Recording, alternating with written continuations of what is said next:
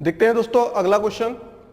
√7 up to infinity is equal to 343 to the power y minus 1, then what is the value of y। y की हमें value बताना है।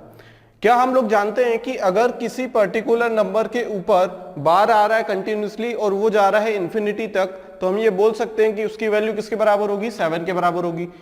मतलब अगर यहाँ पे √a up to infinite times है तो उसकी वैल्यू होगी a। ठीक है, ये हो जाएगा 7, ये हो जाएगा 343 to the power y minus 1। अब हम क्या चाहते हैं कि ये भी हमारे किस चीज में बन जाए, क्योंकि यहाँ पे पावर 1 है, जब बेस सेम हो जाएगा तो पावर को हम लोग कंपेयर कर सकते हैं। अगर ऐसा है तो 343 क्या है, ये देखो 7 का क्यूब है, 7 का क्यूब है, तो हम लोग बोल सकते हैं 7 to the power 1 is equal to 7 to the power 3 y minus 1, ऐसा बोल सकते हैं। जब बेस सेम हो जाएगा तो हम लोग पावर को कंपेयर कर सकते हैं, मतलब 1 बराबर 3y माइनस 3, तो y की वैल्यू आ जाएगी 4/3। कितनी वैल्यू आ जाएगी y की, 4/3। अब देखते हैं क्यूब रूट अगर हमारे पास है तो, है ना, 64 टू द पावर 1/3, उसी के अंदर है 64 to the power 1/3 up to infinite times. तो हमें बताना है कि इसकी वैल्यू क्या होने वाली है। ठीक है, पहले हम लोग देखते हैं बेसिक तरीका किससे हम लोग सॉल्व कर सकते हैं। मान लेते हैं इसकी वैल्यू क्या है, मान लेते हैं इसकी वैल्यू क्या है, x है। क्या मान लेते हैं हम लोग, इसकी वैल्यू क्या है, x होने वाली है ना, क्या है वैल्यू x। अगर इसकी वैल्यू x हो गई तो हम लोग क्या बोल सकते हैं कि x बराबर, मतलब x इज इक्वल टू 64, और इन सभी की वैल्यू भी कितनी हो जाएगी, x होगी, इनफाइनाइट सीरीज है। अगर हम क्यूब ले लें तो क्या हो जाएगा, ये x cube is equal to 64x, तो यहां से x square is equal to कितना आ जाएगा 64, तो x की वैल्यू कितनी आ जाएगी 8। हालांकि प्लस माइनस 8 आनी चाहिए, लेकिन यहाँ पे अंडर रूट में कभी भी नेगेटिव चीज नहीं होती है ना, नेगेटिव नंबर नहीं होता अंडर रूट के अंदर, इसलिए हम नेगेटिव को नेग्लेक्ट करेंगे और पॉजिटिव वैल्यू को आंसर मानेंगे। बात समझ में आ गई, तो आंसर क्या आ जाएगा 8। क्लियर है बात। इसका मतलब हमने यहाँ से एक चीज समझी कि अगर हमारे पास स्क्वायर रूट होता है तो वही नंबर आता है जो नंबर a है हमारा, और क्यूब रूट में हमने देखा कि हमें क्या करना पड़ेगा, उसका अंडर रूट एक बार लेना पड़ेगा, तब जाके हमें हमारा आंसर मिलेगा, जैसे हमने यहाँ पे किया है। क्लियरली दिख पा रहा है यहाँ से कि x बराबर √64 है, और x क्या है हमारा आंसर, x क्या है हमारा आंसर, और ये क्या है अंडर रूट किसका, अगर ये चीज a है तो ये a का अंडर रूट है। अगर हमारे पास पावर क्या है क्यूब रूट है तो, है ना, यहाँ पे क्या है क्यूब रूट है, यहाँ भी क्यूब रूट है, यहाँ भी क्यूब रूट है, तो हम लोग इस टाइप से सॉल्व करेंगे। अब देखते हैं डिवीजन के लिए, √27 इनका क्या हो रहा है, डिवीजन हो रहा है continuously up to infinite times. ठीक है, अब इसे सॉल्व करना है, x मान लेंगे, वही काम करेंगे, क्या मान लेंगे, x मान लेंगे, x की वैल्यू निकालना है। x किसके बराबर, इस चीज के बराबर है, ये आ गया 27। ये सारी चीजें भी तो क्या है, x ही तो है ना, इनफाइनाइट टाइम से, इसलिए हम लोग इसे लिख सकते हैं ऐसा। ठीक है, स्क्वायरिंग कर देंगे तो स्क्वायर हट जाएगा, तो ये आ जाएगा 27/x, यहां से आ जाएगी x is equal to 3, x cube बराबर 27 होगा तो x इक्वल टू 3 आ जाएगा। बात समझ में आ गई, इस टाइप से हमें सॉल्व करना है। क्लियर है दोस्तों। अभी हमने जो क्वेश्चंस देखे थे वहां पे हमने इनफाइनाइट सीरीज देखी थी, लेकिन अब हम देखने वाले हैं क्यूब रूट के केस में, जब हमारे पास कितने नंबर ऑफ टर्म्स हो, n टाइम्स हो या फिर n नंबर ऑफ टर्म्स हो। ठीक है, अब देखो फॉर्मूला डिराइव अगर करना है हमें तो कैसे करेंगे, हमें याद क्या रखना है, सिर्फ फॉर्मूला याद रखना है, हमें कोई मतलब नहीं है कहां से आया, लेकिन फिर भी हमें पता होना चाहिए। देख लेते हैं एक बार, n टाइम से तो इसका आंसर क्या निकल के आएगा, डिराइव कर लेते हैं, और जो डेरिवेशन होके आएगा हमारे पास फाइनल रिजल्ट, उसी को हम लोग याद करेंगे। ठीक है, मान लो ये चीज है हमारे पास। क्लियर। अब एक चीज समझते हैं हम लोग, एक चीज हम ये समझते हैं कि मान लो हमारे पास क्या दिया हुआ है, ये दिया हुआ है, ठीक है, और ये दिया हुआ है 2, ये दिया हुआ है। ठीक है, बात समझ में आ गई। अब इसे ब्रेक कैसे करना है, अभी हम कम नंबर ऑफ टाइम्स के लिए, अगर 3 के लिए बात करेंगे तो देख लेते हैं, फिर बाद में n के लिए निकालेंगे। इसका मतलब क्या है, देखो अगर हम इस टाइप से लिख रहे हैं, इसका मतलब क्या है, अगर हम √a इंटू √b लिखें, इसका मतलब क्या है, a के साथ भी हाफ पावर है, b के साथ भी हाफ पावर है। ठीक है, अगर हम ऐसा लिख दें कोई दिक्कत है क्या, ठीक है, ऐसा लिख दें अगर, तो a के साथ तो कितनी पावर है, इसे हम ब्रेक करके अगर लिखना चाहें तो हम ऐसा लिख सकते हैं, है ना, या फिर पावर हाफ लगा दें या फिर अंडर रूट लिख दें, एक ही बात है। हमने इसे कैसा लिख दिया, हमने इसे लिख दिया a की पावर हाफ और रूट b की पावर हाफ। ठीक है, b था तो b लिख दिया, रूट b है तो रूट b लिख दिया हमने। बात समझ में आई? अब ये आ जाएगा इतना। अब ये b की पावर भी तो हाफ है, b की पावर भी तो क्या है, हाफ है, और ये हाफ ऑलरेडी लगा हुआ है, तो a की पावर 1/2 और ये हो जाएगा b की पावर 1/4 हो जाएगा।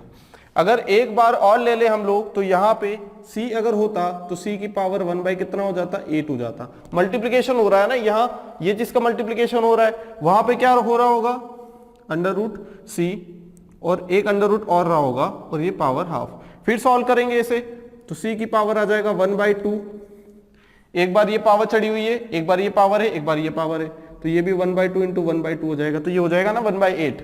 बात समझ में आ गई? तो जितने अंडर रूट रहेंगे सभी के ऊपर क्या होता, उसका मल्टीप्लिकेशन होते जाएगा या फिर एपी जीपी चलते जाएगी। ठीक है, बात समझ में आ गई? इतनी बात क्लियर हो गई यहां तक? अगर अंडर रूट में है ऐसा लिख सकते हैं, b है तो b को रिप्लेस कर दो अंडर रूट b से, ये लिख दिया, ऑलरेडी 1/2 पावर है, इसके पास भी 1/2 पावर है, पावर हो जाएगी 1/4। सिमिलर के c के साथ है, 2 बार 1/2 पावर है उसके पास तो 1/4 हो जाएगी, पावर ऑलरेडी 1/2 है वहां पे।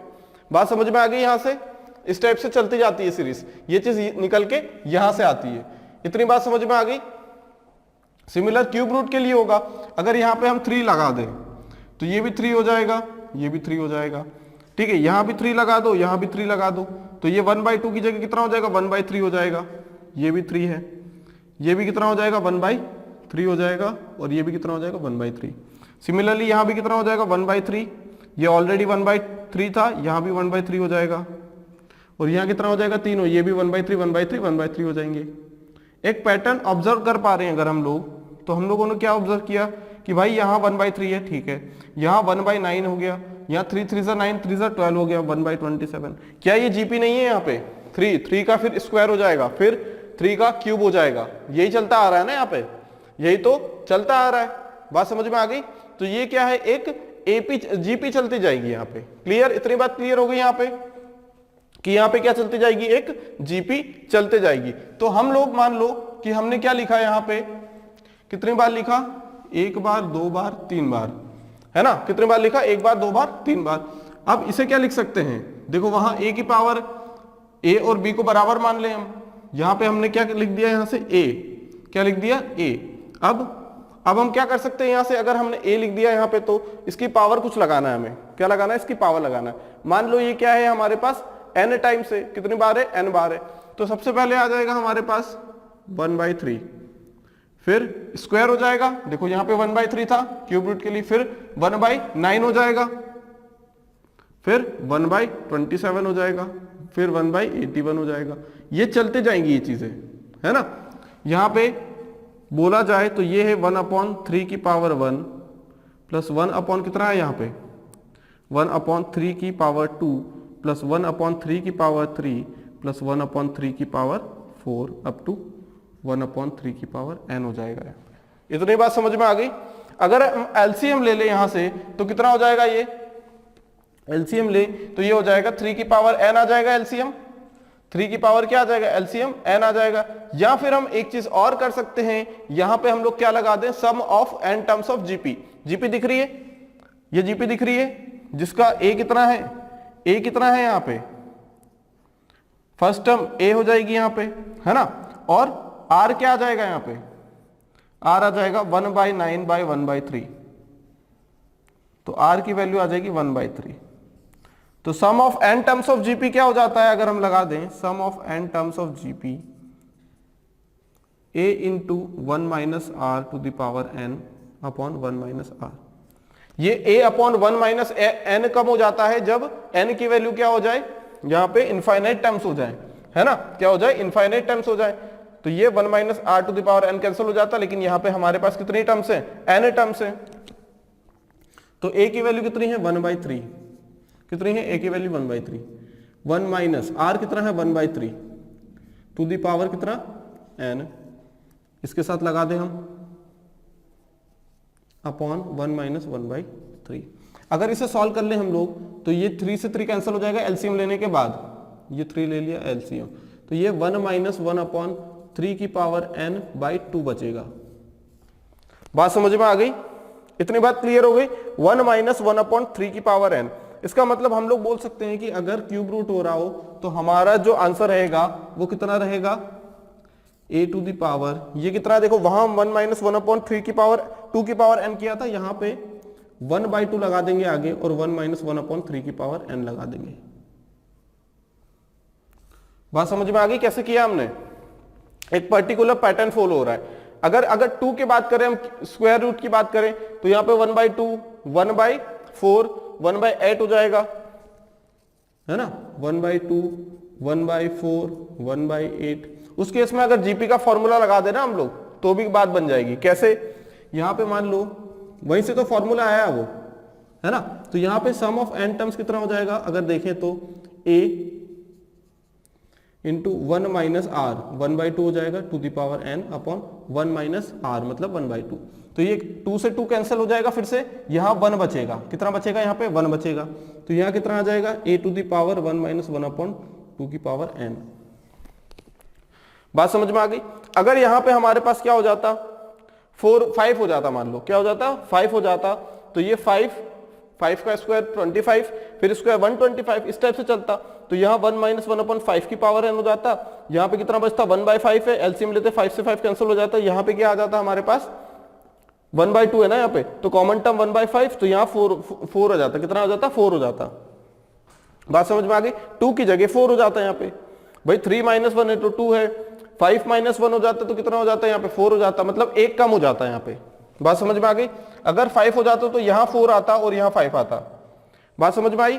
अब यहाँ पे 2 है, देखो ये 2 है यहाँ पे, तो ये 1/1 है, यहाँ 2 है तो यहाँ 1 है, यहाँ 3 है तो यहाँ 2 है। क्लियर? तो हमने एक फॉर्मूला डिराइव किया, आप देख लेते हैं उसे, वो फॉर्मूला कैसे हम यूज करेंगे। बात समझ में आ गई इतनी?